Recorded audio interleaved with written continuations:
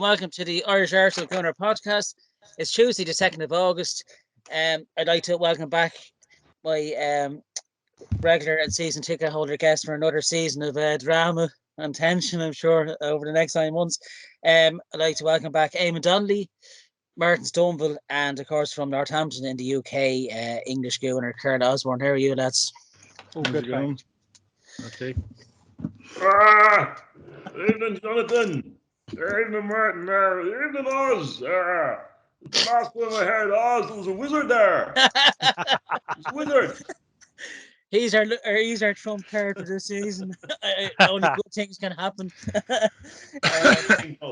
On this season, Eamon has adopted David O'Leary now as well. So we've got O'Leary, Brady, and We'll Dunphy. talk about him later. We have the whole bunch on. The whole catalogue of impersonations. So when we're all down, Eamon can cheer us all up. I'm sure over the next 9 months we'll be needing some of that. Of course, it's great to have you all back, and of course the listeners and viewers for another 9 months, as I said, over the 22-23 season. Plenty to talk about on tonight's show, but firstly you can catch us on the Dublin Arsenal YouTube channel and of course Spotify. Within an hour or two the show will be up and also I hope you enjoy listening to us. Of course you can see all the games if you're in Dublin, being the Irish Arsenal Supporters Club in the River Bar, One Key, Dublin City Centre. But for the Crystal Palace game on Friday, the club will be in Mars. Is that right, Eamon? In across the road on Eden Key, yeah. Across the road, yeah. That's the kick-off, of course, is 8 o'clock. So just for this week, it's in Mars of Eden Key. But I just want to remark on that. It's nothing strange to have the Dublin Arsenal Supporters Club in Mars.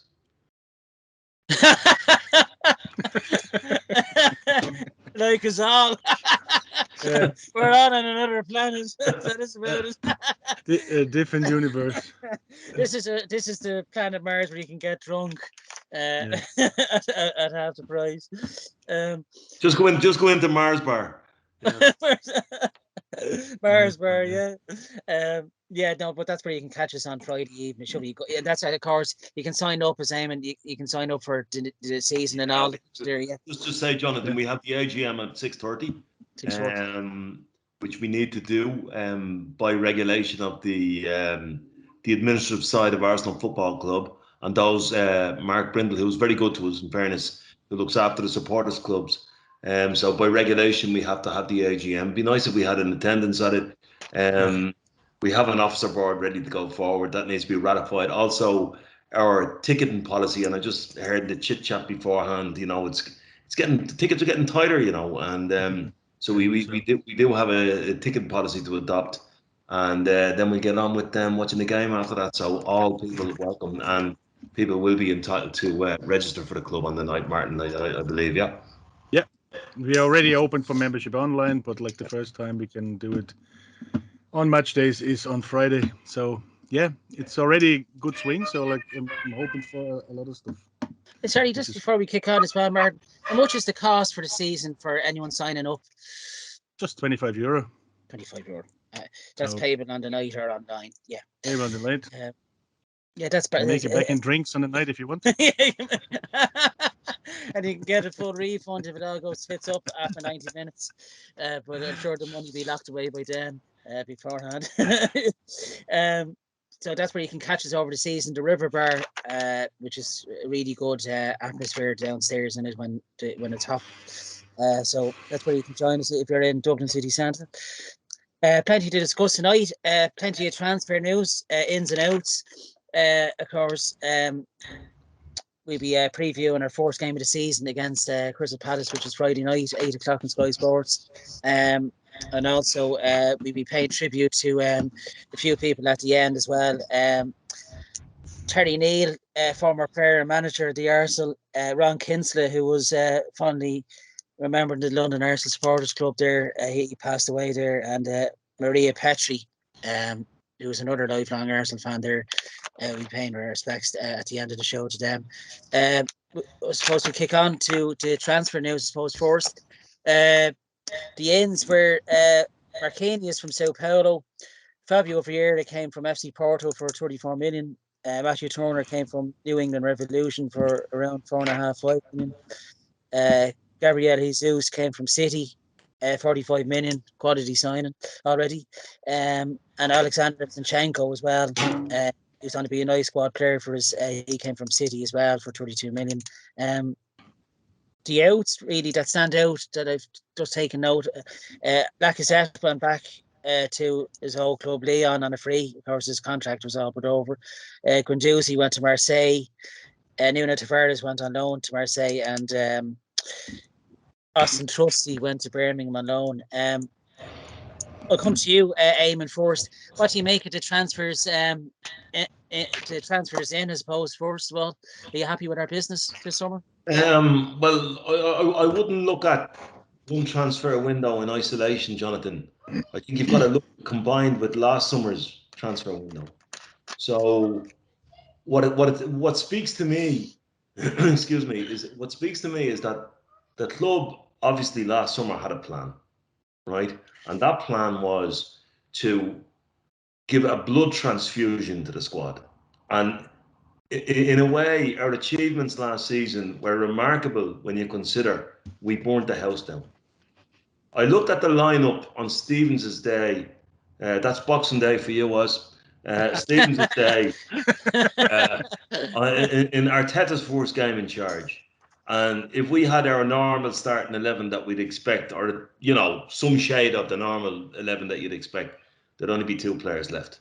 That's remarkable in 2.5 years, right? So I'm very happy with a combination of the 2 windows. We got players who were all 22 and 23 last year who want to play for the Arsenal, who are ambitious, who make mistakes along the way, and then we've added quality winners. Okay, the players that we bought last summer have an extra season under our belt.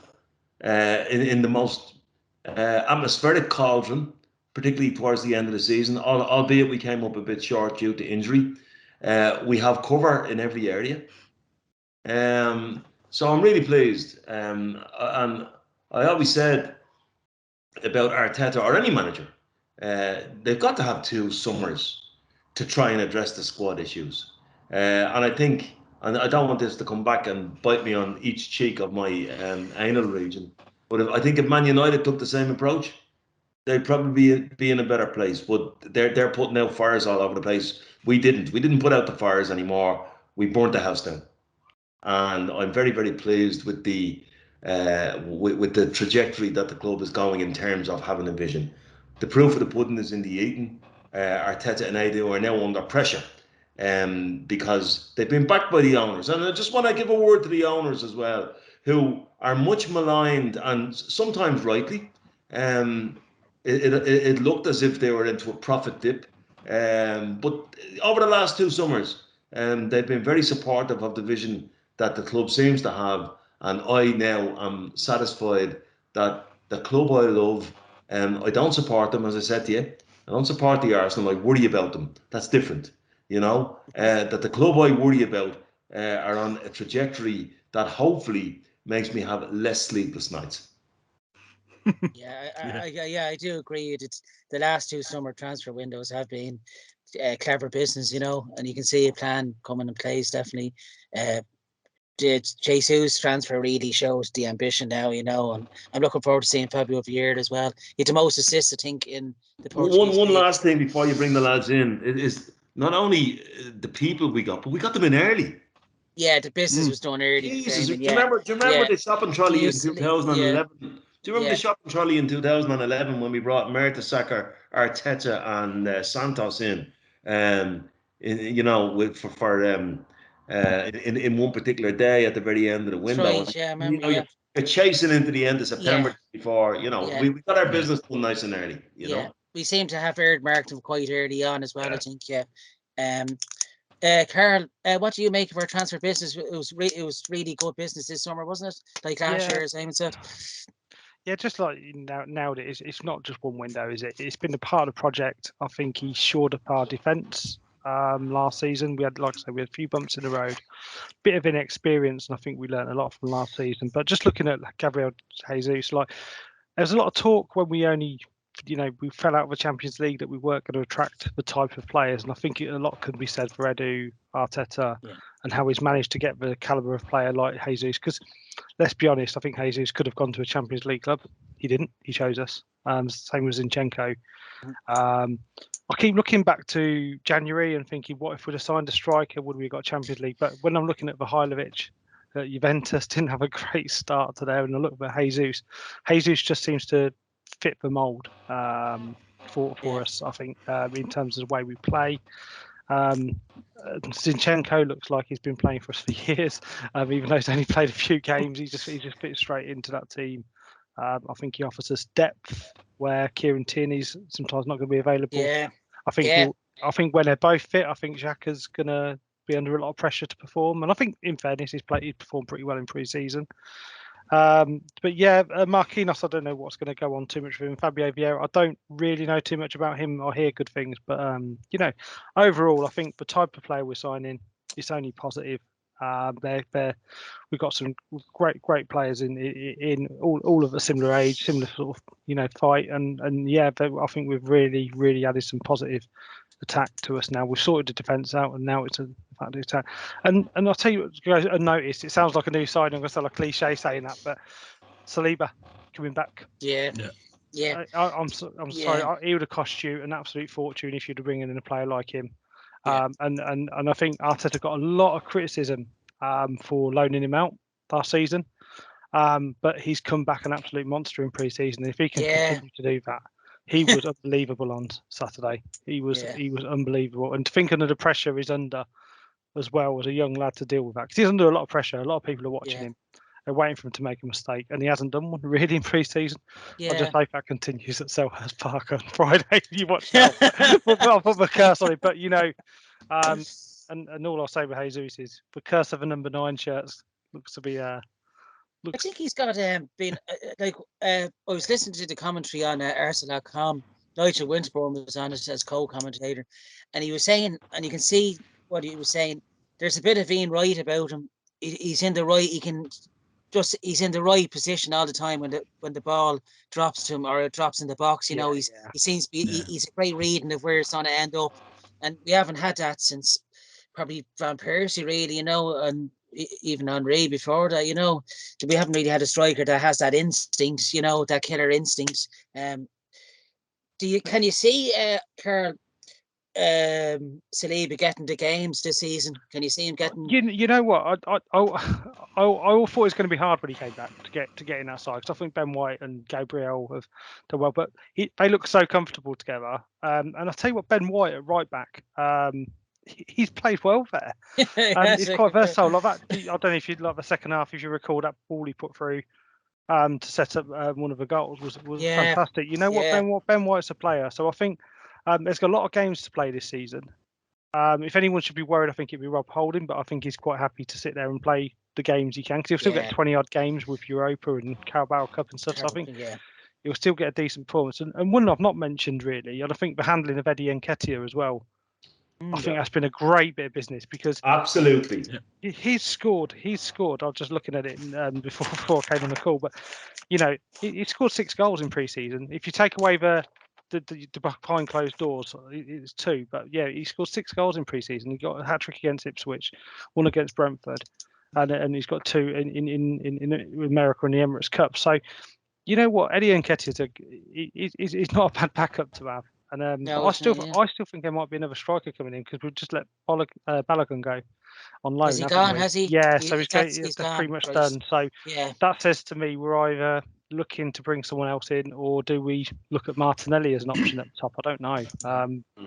But yeah, it's interesting to see that move, because I thought he would have stayed, because he would have got certainly till January, because he'd have got some Europa football, wouldn't he? But who knows? So that we might still be in the market for another striker. I have to say, what's kind of attracted the eye as well, before I come to Martin, is the link up with Martinelli and Jesus.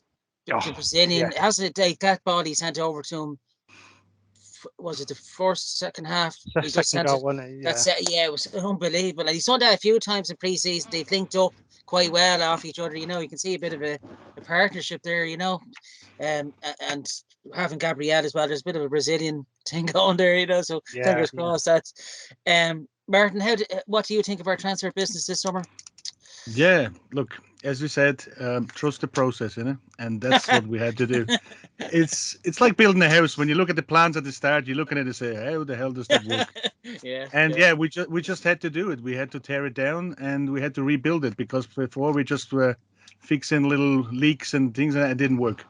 So yeah, I think we're in a good way, and I actually think there is more to come.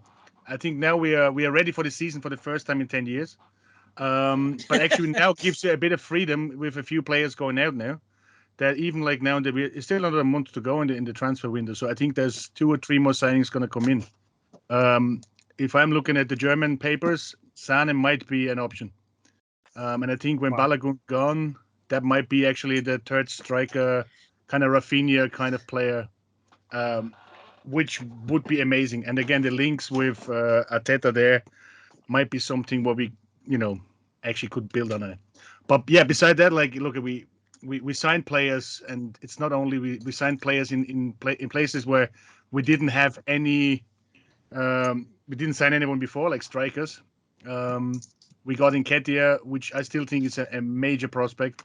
And it was really clever business because even if it doesn't work out, we're still going to make our money back instead of losing him on nothing like this year. And yeah, Fabio Vieira. I'm one of my best mates. He's like a Porto supporter all his life. He flies from Dublin to Porto the same way we fly to London. And when the rumor came up that Vieira is going to Arsenal, because he knew like I'm an Arsenal supporter, he said, "Oh my God, what happened? This guy is going to come to you. I'm crying here for 2 days now." He said he is probably the most talented young player in Porto. And he said like, he's just like a really, really good player. Unfortunately, obviously, he had a little injury, so we didn't see anything from him. But I really think he can be absolutely major. I've seen him in the under 21s, I think, when they won the European Championships, and he was one of the main players. And the good thing about all the players I think we bought is like they can play in a lot of places. Like Zinchenko, he can play left back, he can play in midfield. Vieira can play both sides. He can even go forward. And yeah, depending on who we're gonna get now, like, and I still think there will be somebody coming up front or midfield anyway. But it's great to have this variety, and it's the first time we actually have a headache who we're going to play. So Tomiyasu is coming back as well. Tierney, we don't know yet, but like we're covered in every position, and yeah, we just have to make a call who we're gonna play, and that's just a good headache to have because we had a strong 11. But we didn't have anything else beside that. We hadn't got a plan B. And I think now we have more than a plan B. We can also have a plan C. And yeah, it looks good. But everything that's preseason, Friday night, it's going to go where the chips are going to go on the table, isn't it? And then we're going to see who's all in, But I have to say, I'm feeling more confident this season than I felt for the last 10 seasons, probably, going into a season. Yeah. Not that we're going to win the league, but I think we have a good chance to give it a real good go. But as I said, you never know. You might tumble all down in Friday. But I don't think so. I think I'm more optimistic than playing. I know we're going to get into Palace in a while, but I'm a lot more optimistic about the 11 that's not to be put on the field Friday than when we played them in April when we got hammered 3-0. I think Jesus has really made the team. The team has someone to look up to now up front. They know if we supply him, he'll score, where we didn't have that certainty as Aubameyang left in January. There was no one really there to fill that void, Yeah. I know Saka chipped in with a few goals, but there wasn't that standout player up front where you could rely on when things went bad. I think we relied so much on the young players last season. It did get to them near the end, and we didn't expect to get 5 for 4 plays, and I think in the end, I think the results showed that maybe just the pressure weighed on them, and I am a lot more optimistic coming into Friday night's one, but I'm sure Patrick Vieira has other ideas.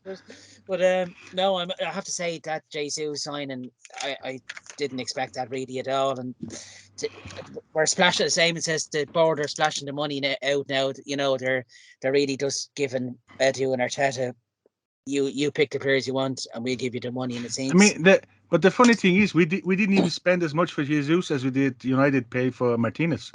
That's just crazy. yeah, Like, you it's know, like for crazy, isn't like. it? Yeah. So, but yeah, I think it was shrewd business. It was good business, and actually, it just shows the connections from Arteta.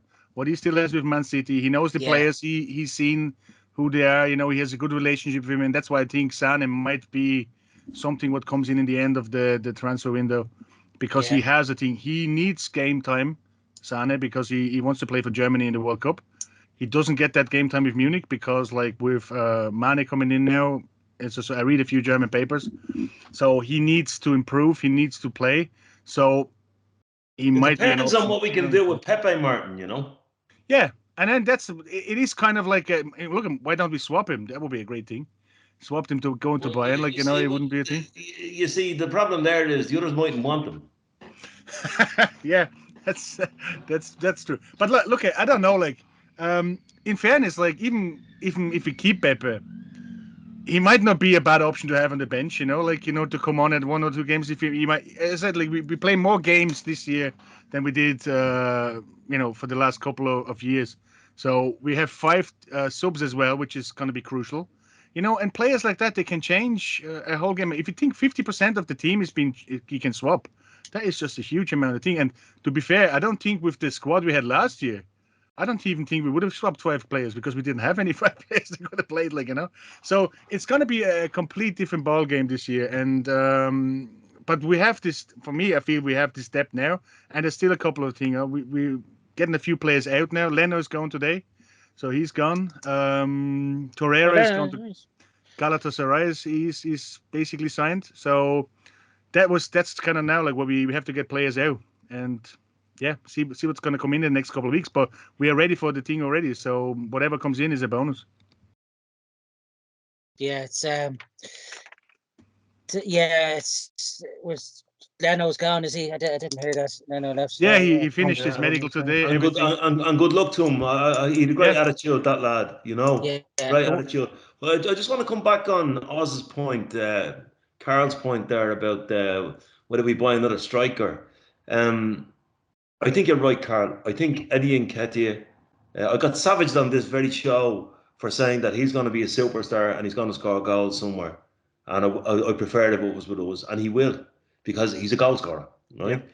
And I think towards the back end of last season, you could see his confidence just surging, and you could see the difference that made.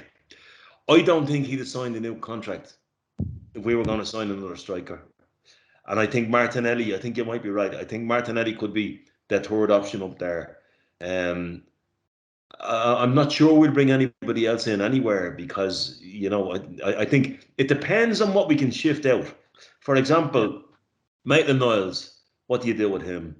He's capable of hanging around. If he'd any semblance of concentration, he'd be a great player. He had a chance to be another Lauren at right back a couple of years ago and blew it because he fancies himself in the middle of the pitch. He doesn't have the concentration span for the middle of the pitch. He has the feet and he has the athleticism. So I think he'll move on. Yeah, and you know, there's a few players that just Pablo Mari, we've got to try and move him on. You know, yeah. And I don't think we'd bring anybody in with those wages in the squad unless we move them on. You know, yeah. But we have till the 31st, till the 1st of September. You wouldn't. That's what know. I said. Like I heard rumors that Nelson might stay on, so he might be like that as well. No, Nelson has to go. You think so? No, has to go. He has to go. That boy was the highest rated for his age group. Real talent. He's lost his pace. He's a chunkier frame than he should be. That tells me he doesn't work hard enough. I think you'll find. I think if you're honest, Nelson will stay till January. I reckon. Probably. He's got till January to save his Arsenal career. But I think you're right about Maitland-Niles. Though, if he was a player, he's always showed a bit of promise, hasn't he? But he had a chance at Roma, started really well, and then filtered out, didn't he? Towards again, and if Mourinho saw a player in him, he'd be looking to get him. Well. I think that says a lot for. I think Maitland-Niles needs to be shipped out, to be honest. But we haven't even mentioned Smith Rowe, you know.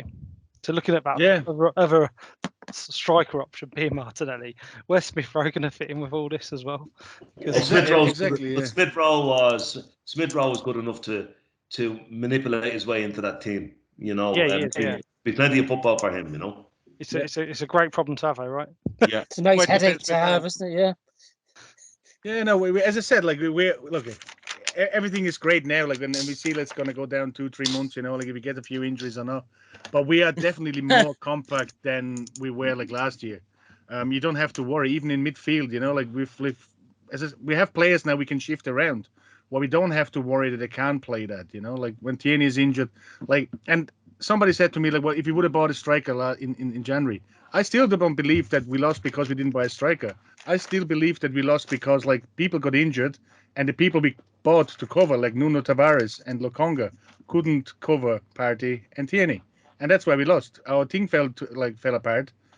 We hadn't got anybody to replace them, and that's why we didn't. We could have scored more goals, yeah, of course, but Partey was like the main point before he got injured, who made all the chances.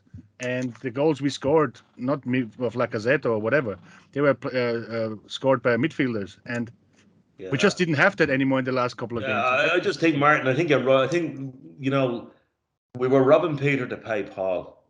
I was at the home game to Brighton. And I think the only real mistake Arteta made in the run-in was when he played Granit Xhaka at left back against Brighton. Because, he took a huge influence out of midfield that day, and I think he probably knows that himself, But just on the Arteta thing, if you look at what we have as options around the middle of the pitch, I mean, would you say that he's improved Granit Xhaka as a player? I certainly do. I think Granit Xhaka in pre-season was incredible. He was really, really good, and he was incredible in the second half of the season last year. He was. Would you say he's improved Eamon Smith Rowe? Most certainly. Would you say he's improved Bukayo Saka? Remember, he wasn't the finished article either, and now looks like the finished article. So a lot of our players have improved. And you mentioned Sambi Lokonga. I think you're going to see a big improvement in that boy this year. Yeah, absolutely. Because he was just pushed into a game like, he was never playing before. We didn't have any game time with him through Europa League or FA Cups or whatever. He didn't play. And then when Partey went, he was pushed into the midfield on his own nearly. Yeah. And that just didn't work out. And that's why we fell apart. Not because we didn't have a striker. And that's for me. And I think, you're right. Like even Xhaka, like he played in preseason, he played much more the Switzerland role where he was actually attacking a bit more forward. He didn't have to worry about the back. And that's what it is, and that's what you want. You don't want to worry about your back, and then all your midfielders can concentrate on making the passes, and you can score. And but before we move on to the next piece, Jonathan, just to say to you, like, remember last year we didn't have games to offer fellas. Yeah. So if you had a big mad squad last year, how many players would have been disgruntled with only the 38 games plus the couple of cup games? With the Europa League now, that changes everything in terms of being able to facilitate players. Because you know what? If we didn't have the Europa League and we had the type of squad, do you know what it would be? It would be so frustrating, Deirdre. I've missed that over the last 9 weeks. It's a great headache to have those cards to have all these two players. And actually, if you think about it, and I think if anybody listened to the interview, I think if we would have qualified for Champions League, I think we would have been a season too early, because that would have put again more pressure on the Champions League games, where again you might not have been able to play your younger players. And I think now we are on the track exactly the way they planned this 2 years ago, when they put on like a time map and said, this is where we want to be. If we would have qualified for Champions League, yeah, great. We would have qualified for Champions League. But I think it would have destructed a bit like the way they wanted to plan all this, and might not have given as much time to players. We might have been able to buy different players. That's maybe something. But for development and whatever we have now, I think it's just the perfect way to do it. And look, as Eamon said, the proof is in the eating. Let's see what happens.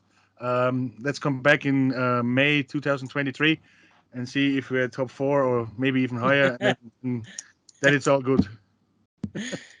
Who knows? We could be crowned champions. Well, No pressure, lads. more stupid things have happened. I tell you that. Us winning the league is definitely not going to be one of them. Well, let me just speak to that for a second. If ever there was to be a Leicester City season, Yeah, it's this one. And I'll tell you why. Because of the World Cup. Yeah. Because of the World Cup in the middle of the season. Yeah. Yeah, very true. Yeah, with a lot of players being rested that aren't in the World Cup. Yeah. So you can expect Brighton to win the league. Yeah, the South Coast be rocking down the summer. Yeah. The Brazilians gonna be all there at the final. It's gonna be terrible. Yeah, we'll come back with no squad in January. Arteta out. So frustrating, dude. Oh God. We'd be asked to set Blatters pockets. No, it should be a very interesting season, all right, with the World Cup sandwich in between. Yeah, it's going to be one like no other, all right. Yeah, like the season that restarted there a couple of years ago from the COVID. Yeah, to run through the pre-season results, I suppose. The 2nd of July was the first, and of course we hammered Ipswich Town in London County 5-1, and Ketia had a hat-trick. Lakonga and Balogun scored that day. Then on Friday, July 8, we won 5-3 away to Nuremberg. Jesus got 2, and Nanny scored a screamer in that game, and 2 own goals by Schindler and Handwerker. Got us the 5-3 there.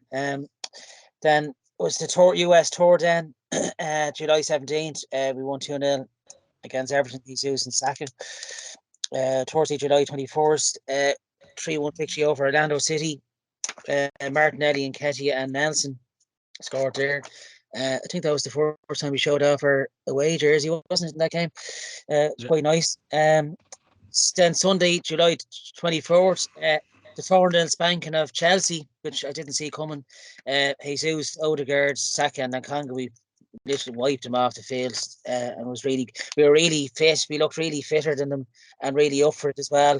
And the high press killed them. And then of course,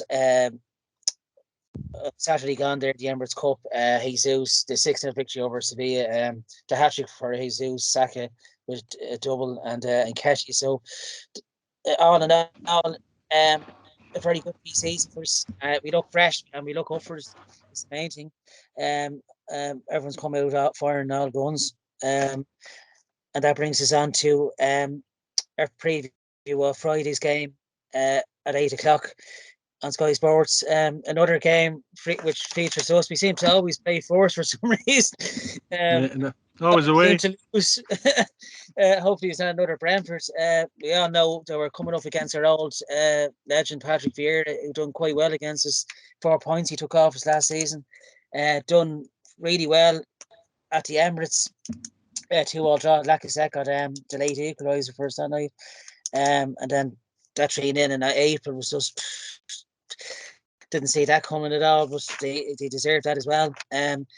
They've only signed 2 players really, Czech Ducory from Lons and Sam Johnson from West Brom, who's a keeper, but they'll definitely miss Conor Gallagher. I think he was on loan from the Chelsea. I think he'd be a big loss, but I think Eze and Zaha, I think, are the 2 to watch out for on Friday night. He can cause you a lot of trouble, and Chellar's Perth being so hostile as well.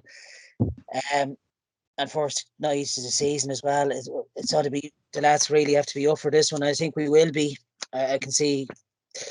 I don't want to go for a 2-2 draw. I'm going to play it safe. Jesus will get a double for me, but I'll go to Eamon. How do you see Friday night's game going, Eamon? Well, the first thing I'd say is forget about all that pre-season stuff. Nonsense, right? It's about getting players fit. So there's no point in analysing a Chelsea team who had a defence that was a combined age of 406, right?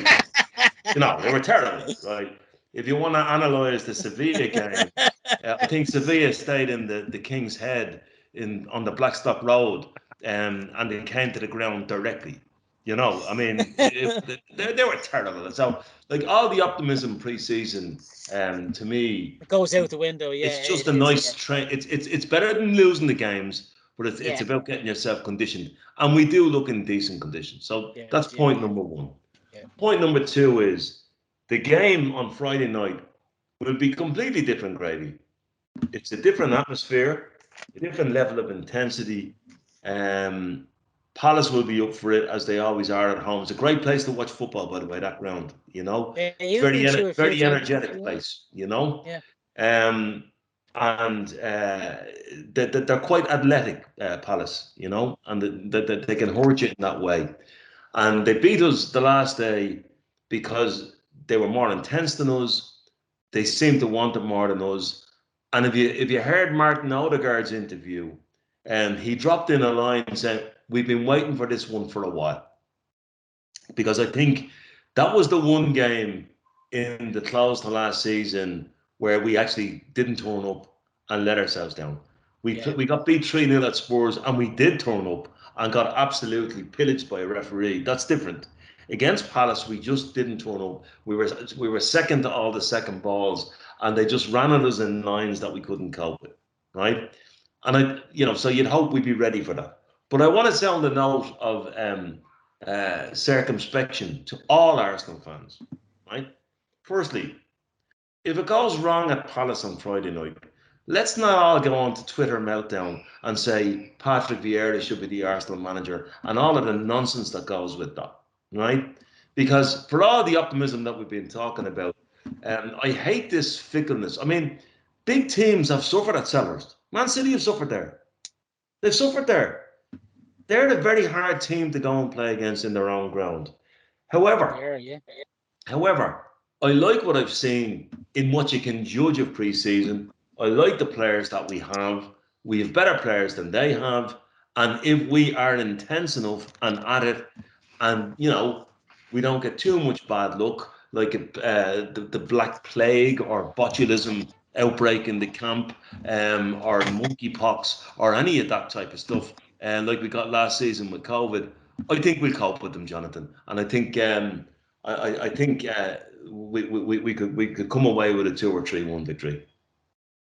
Yeah, I think we will be up for this one. And you're right, Odegaard says this is the one that they've been waiting on, yeah. Carl, how do you see Friday night going? Can you see a positive result? I'm going to say positive because it's the first game of the season, so I'm not going to say, I would take a point if I'm honest, but I'm going to say positive. It's first game. I think it's a tough place to go. I think Eamon, and he knocked it on the head there. Really, with it is a tough place to go. We're not going to be the only good side that goes to Selhurst and struggle to get a result. For me, key thing is an early goal. Shut the Selhurst Park up. Just shut it up, because it's going to be rocking. They're going to be banging for it. Tough place to go. I think if we get an early goal, I'll be a lot more positive about it. But yeah, it's going to be a tough game. I think like pre-season, we've looked hungry. There's been a few observations I've made over pre-season. We've got plan A, plan B, and plan C. I can see with the way we play, we can do a high press, we can do counter, and we can defend pretty well if we want to close the game out. So you can see all that going on throughout pre-season, what they've been trying. It's just whether it works. Like I say, pre-season's great, but will it work against Palace on a Friday night when everyone's up for it? I don't know. But I'm going to stay positive. I'm going to think if we're going to win, it's going to be tight. I don't think we're going to run away with it. If we do run away with it, I'll be very happy. But that's what I'm going. I'm going. I knew he was going to ask me a little prediction. I'm going to say 2-1 Arsenal. But yeah, I'd be very, very happy with that result. Yeah, I think if Martinelli, Saka, and Jesus are the front three, I think you can see it's causing Palace a lot of problems in defence wise. Yeah, but they're decent. They're a very solid team. Palace has them really compact, and it's a tight ground, isn't it? Shadows Park as well. It's one of the old school grounds where the fans are on top of you. Yeah, Martin, your sense of optimism for Friday? Now, look, I'm always optimistic, but no. But as we said, pre-season is pre-season. But the only thing what I've seen from pre-season is we look more hungry. We look more like we going quicker to a ball. We're trying, even if the ball stops, like we're trying to play. Like we're not gonna, think that seems to be what they worked on. I read somewhere or I heard somewhere on the Arsenal TV that they are working on, or he put a lot of training effort into for playing against 11 players against 10, trying to come back from a deficit. So that's what they're training for, because that's what we didn't do last year. Any time we went in, they scored a goal against us. We didn't. I think once we came back. I think against Wolves. I think we came back. But that's about it. So they're putting a lot of effort into that. And you can see that the way they're more mobile. They're more going forward. It's more forward playing. And I hope they can do that against Crystal Palace as well. It'd be a tough game. Crystal Palace is always tough. And that's exactly what I thought as well. At 2-1, I take that anytime. Even it might be a 2-0, but look, at 2-1, I take. So yeah, the optimism is there. Cautious as always, but look, that's Arsenal, isn't it? You hope, and the same. Okay, you care about them. You don't support them. You just worry about what's happening. You worry about them. I'm delighted, Carl. Carl, your prediction of the game summed up your persona as a worrier about the Arsenal as well. Welcome to the Worry Bead Society. I am worried. Yeah, no, you've worked me out already, mate. Yeah, it didn't take long. That one episode. But you always be worried, especially in the first game, and it's already a tough game. Last year, I don't know if we went in. I know we had so much trouble with COVID and whatever, and I think because we went into Brentford, I don't know if we would have went in with the same mentality. And I think, as you said, Eamon, Odegaard has this thing. They have that on their list. This is the game we want to do something, and that it comes that early, that might be good for them. And let's see what happens. Look, I'm hoping for a good game. I'm hoping for early goals. I think that's what we did in the preseason as well. We scored quite a lot of early goals, and that was just the intensity where we played the ball. And yeah, let's see what we do. The defense. Look, let's see how Saliba does against Premier League. Just on Saliba. Look, I'm delighted. He looked so good, and he does look like a guy. But folks, don't get too complacent about that lovely footwork and getting out of the defence. As I said to you, Sevilla came straight from the King's Head on Saturday morning. I could have footworked my way out at defence myself, but he does look the real deal. But when Wilfred Zaha is bearing down on you, Wilfred Zaha is a rough boy. He's a very, very good player, but he's all pointy elbows and pointy knees, and he's very, very robust as well as being very skillful. And William Saliba, if he plays on Friday night, will learn all about the Premier League in one easy lesson, and let's hope he can cope with that. We don't know. What I noticed with Saliba on Saturday, and I noticed big time with Gabriel, they're quite intimidating when you look at them too. Yeah. And I don't think Arsenal have had that for a while at the back. Yeah. You won't want to play against them if you're a centre forward. Not Saliba, honestly, he off the ball. What he was doing off the ball on Saturday, he was really putting himself about. And I think the crowd noticed that as well. Yeah. And I think for a young lad to play with that sort of mentality is authority. Yeah. It kind of reminded me a little bit on the way Sol Campbell used to sort of abuse players off the ball. He was a bit like that. He was always, so no, I thought he was quite a good. Also, I'm not getting carried away with the Saliba thing. I think Ben White's a great player, but I just think the presence of them two, I wouldn't like to play against. Yeah, well, you just mentioned Ben White there, Oz, but I think Ben White, it's a much closer fit if Tommy is out injured for Ben White to be at right back than it is. It's a bigger drop to get down to Cedric, so. Yeah. I think Ben White. I like Ben White. I love Ben White's attitude. There's a bit of spite in him. Yeah, I think he'll play. I think he'll play quite a few games this season. I think, but we've got centre back.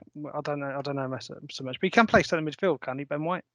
Yeah, and that's what I mean. It gives us so much more options, isn't it? Even Tomiyasu is back, and they can play different roles as well. And even Tomiyasu played on the left last year, which he can play because he played for Japan there as well. So we really have now, if they're all back, some options, where you can.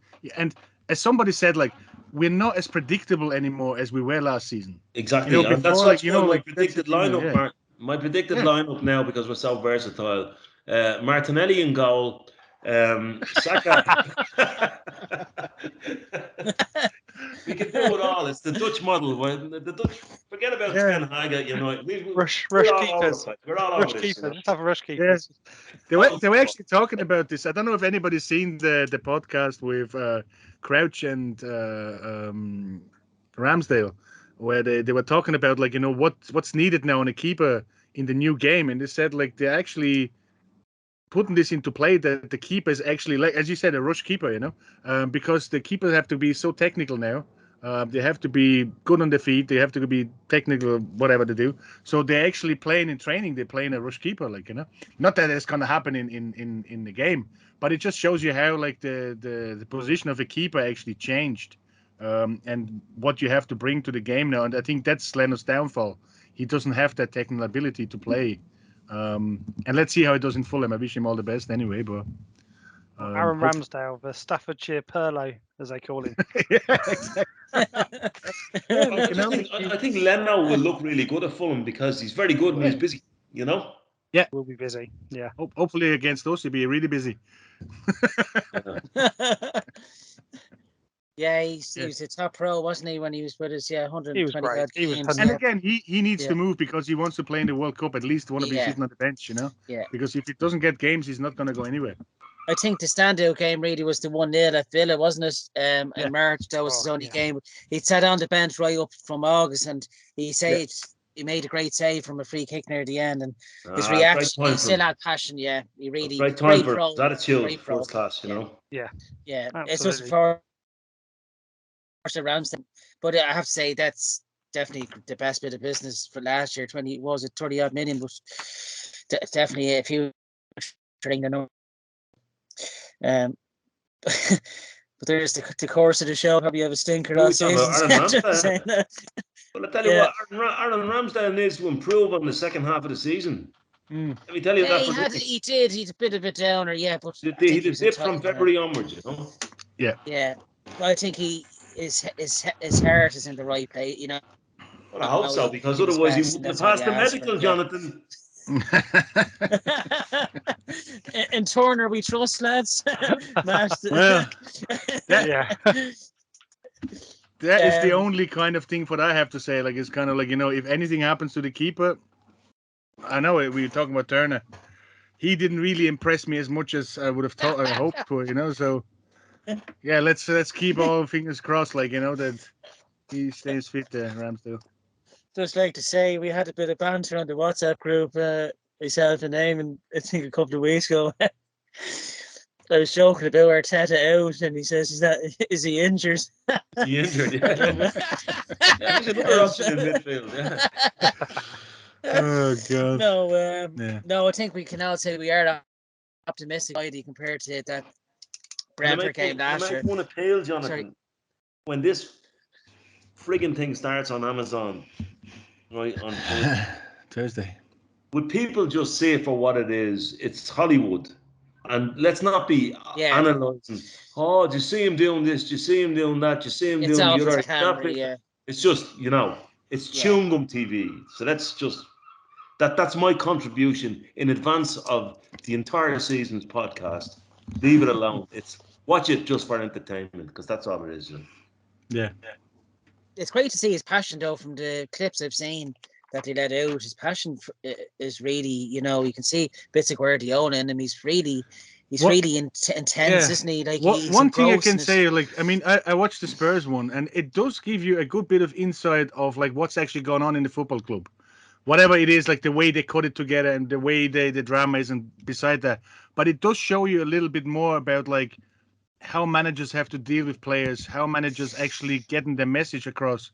Well, we never see, like, we just see what's happening on the pitch. And I think it will be interesting. That second clip what he had, where he was talking about, like, you know, when he was really down and the players actually got him back where he is.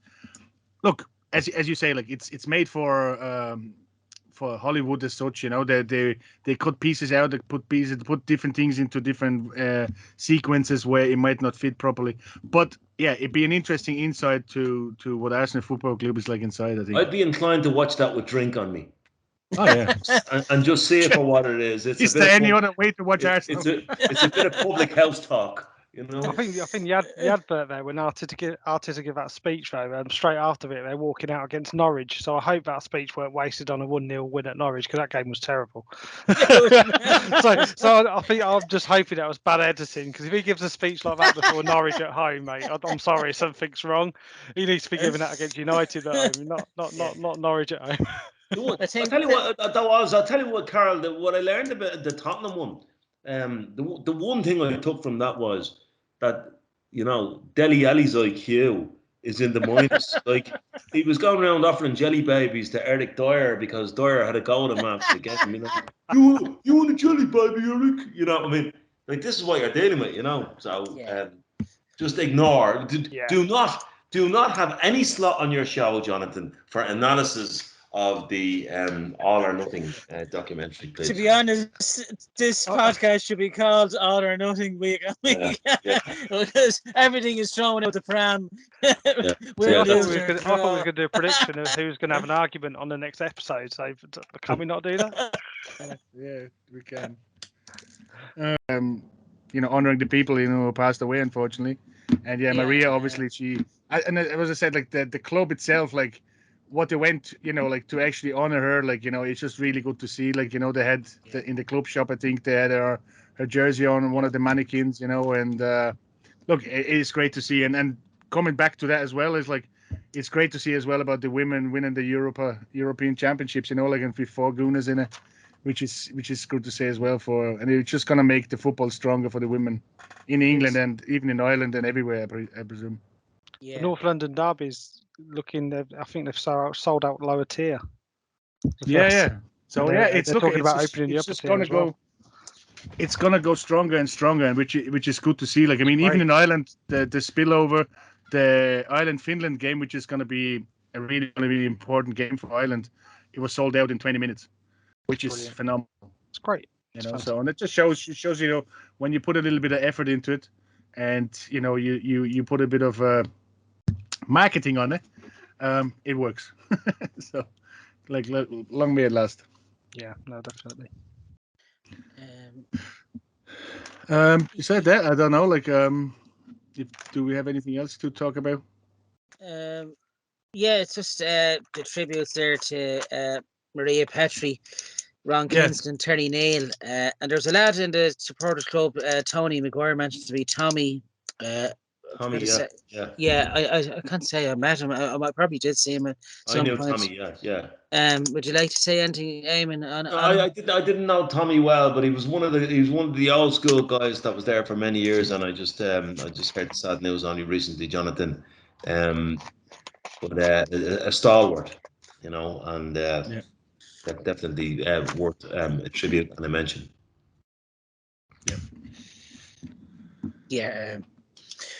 Our condolences there to all three of them there. Terry Nate, of course, the next player, a manager, and Ron Kinsler. I think Carl knew him as well, didn't you? From the time he used to be always on the door in the London Nurses Supporters Club there. Yeah, nice man.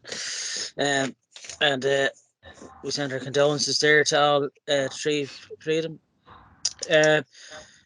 So that wraps up this week's show. We'll be previewing our next fixture next week, which is Leicester at home. Probably our only 3:00 Saturday game, isn't it? For going to be for a long while, Henry, in the season. The rest of them are going to be on a Sunday due to the Europa League commitment. So it'd be nice to see a 3:00 game for that one. Is there anything else, guys, you'd like to mention on the show tonight? No, good to be back. It's good to be back. I think we're all set. Good to be back, yeah. Let's get 3 points. Here, Mars Bar on Friday night. Twix on Saturday night. Snickers on Sunday. I suppose that wraps up our first show of the season. I'd like to thank Eamon, Card, and Martin as always, and we'll see you next week. And have a good week, lads, and I'll see you on Friday night for the match. Friday. See you later, guys. On, you gunners. Come on. Bye. Enjoy your evening, lads. Cheers. Bye. Have a good week. Thanks a lot, mate. Cheers. Thanks, Carl.